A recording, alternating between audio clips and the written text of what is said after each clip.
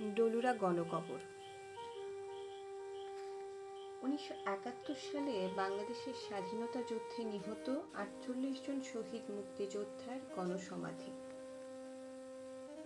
ডলুরা সুনামগঞ্জ জেলার অন্তর্গত মেঘালয় সীমান্তবর্তী গারো আদিবাসী অধ্যুষিত একটি গ্রাম।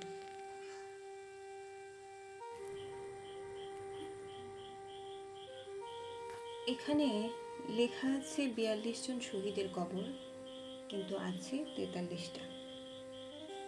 আসলে 42 জন শহীদের পাশে আরও একজন শায়িত আছেন। তিনি হচ্ছেন বীর মুক্তিযোদ্ধা মধু মিয়া। 71 সালে বাঙালি জাতি একসাথে রুখে দাঁড়িয়েছিল পাকিস্তানি হায়নাদের বিরুদ্ধে। কৃষক, শ্রমিক, ছাত্র, জনতা সবাই এক কাতারে এসে অস্ত্র হাতে প্রতিবাদে সামিল হয়েছিলেন। অস্ত্র হাতে যুদ্ধ করতে করতে প্রাণ দিচ্ছিলেন মুক্তিযোদ্ধারা। দাফন করার নির্দিষ্ট জায়গা না থাকায় সহযোদ্ধারা খুশি মতো তাদেরকে কবর দিচ্ছিলেন। আবার অনেক ক্ষেত্রে লাশ পানিতে ভাসিয়ে দেওয়া হচ্ছিল। এই আগুন ঝরা দিনে আনসারের এক জওয়ান শহীদের লাশ মর্যাদার সাথে দাফন করার জন্য এগিয়ে আসেন।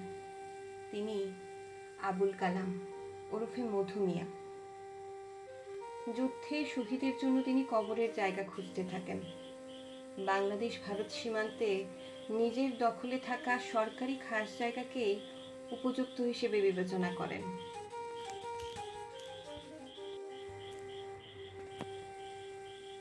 মুক্তিযুদ্ধে সম্মুখ যুদ্ধে শহীদ হওয়া মন্তাজ মিয়াকে দাফনের মধ্য দিয়ে গোড়াপত্তন হয় ডলুরা শহীদ স্মৃতিসৌধের।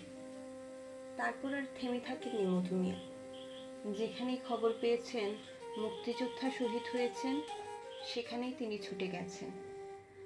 বাংলাদেশ সরকারের এ অঞ্চলের প্রতিনিধি জাতীয় পরিষদ সদস্য দেওয়ান ওবায়দুর রেজা চৌধুরী 1 সেপ্টেম্বর 1971 সালে মধু মিয়ার কাজের স্বীকৃতি দেন। আত্মনিবেদিত মধু মিয়ার লেখাপড়া পাঠশালা পর্যন্ত, কিন্তু তাতে কিছু যায় আসে না। একটা ডায়েরিতে লিখে রাখতেন শহীদদের নাম এবং কোথায় যুদ্ধে তারা শহীদ হয়েছেন। অনেক ক্ষেত্রে কাউকে দিয়ে এই তথ্যগুলো লিখিয়ে রেখেছেন, আর সেটাই হয়েছে আজ ইতিহাস। মধু মিয়ার ডায়েরি থেকে প্রাপ্ত তথ্য থেকেই জানা যায় শহীদদের নাম, ঠিকানা। মধু মিয়ার ডায়েরিটি স্থান পেয়েছে মুক্তিযুদ্ধ জাদুঘরে।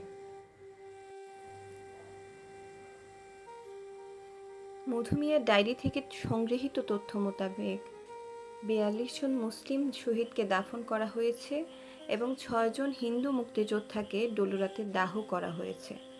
তাদের মধ্যে যেমন সুনামগঞ্জ জেলার মুক্তিযোদ্ধা আছেন, ঠিক তেমনি অন্যান্য জেলার মুক্তিযোদ্ধাও আছেন।